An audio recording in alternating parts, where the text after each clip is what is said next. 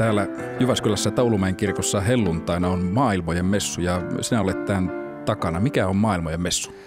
No, maailmojen messu on semmoinen formaatti, jota me on lähdetty tuolla Suomen lähetysseurassa kehittämään. Siis kyse on ihan tavallisen suomalaisen päivämessun kehittämisestä tämmöiseen monikulttuuriseen suuntaan ja tietoisena siitä, että Suomen väestörakenne on muuttunut ja muuttumassa. Meillä on paljon maahanmuuttajia ja tiedetään myös, että heistä on suuri osa, jopa 2/3 kristittyjä.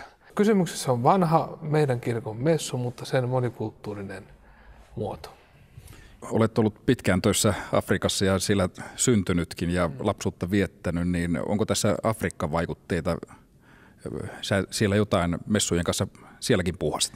Joo, no toki sillä tavalla kyllä, että mä itse olen ollut hyvin vaikuttunut siitä afrikkalaisesta yhteisöllisyydestä. Siis mä olen ollut Namibiassa ja myöskin niin kuin siitä tavasta, millä tämmöinen perinteisen kulttuurin yhteisöllisyyskäsite on niin kuin löytänyt tiensä kristillisyyteen ja sitten se näkyy esimerkiksi jumalanpalveluksessa. Monet tulee juuri sellaista kristillistä taustasta, missä niin kuin sunnuntaisin käydään kirkossa. Meillähän se on jotenkin unohtunut, että se niin kuin kuuluu asiaan ja se on ihan okei ja se on hienoa ja kivaa.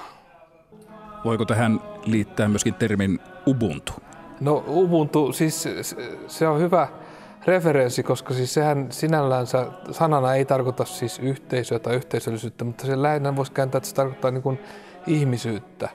Ja se, että miten yhteisöä lähdetään rakentamaan ja yhteisöllisyyttä lähdetään rakentamaan, niin siinä tämmöiset yleiset humanisuuden peruselementit on tietysti olennaisia. Ja niihin kuuluu ihan se vieraanvaraisuus, kohteliaisuus, ystävällisyys, toisen ihmisen huomioiminen ja tämmöinen lähimmäisen rakkaus. Eikä kovin kauas tarvitse mennä siitä, kun ollaan näissä meidän kristillisissä arvoissa. Tämän messun yhteydessä niin tämä voisi sanoa, että kantasuomalaisten ja sitten uussuomalaisten äänet kohtaavat. Mitä se tarkoittaa? Joo, se voisi tarkoittaa esimerkiksi sitä, että me uskaltaudutaan tämmöiseen vuorovaikutukseen maahanmuuttajien kanssa ja erilaisten kulttuurien kanssa, joita he edustaa. Ja voitaisiin nähdä siinä sellainen mahdollisuus rikastuttaa meidän tämmöistä seurakuntaelämää.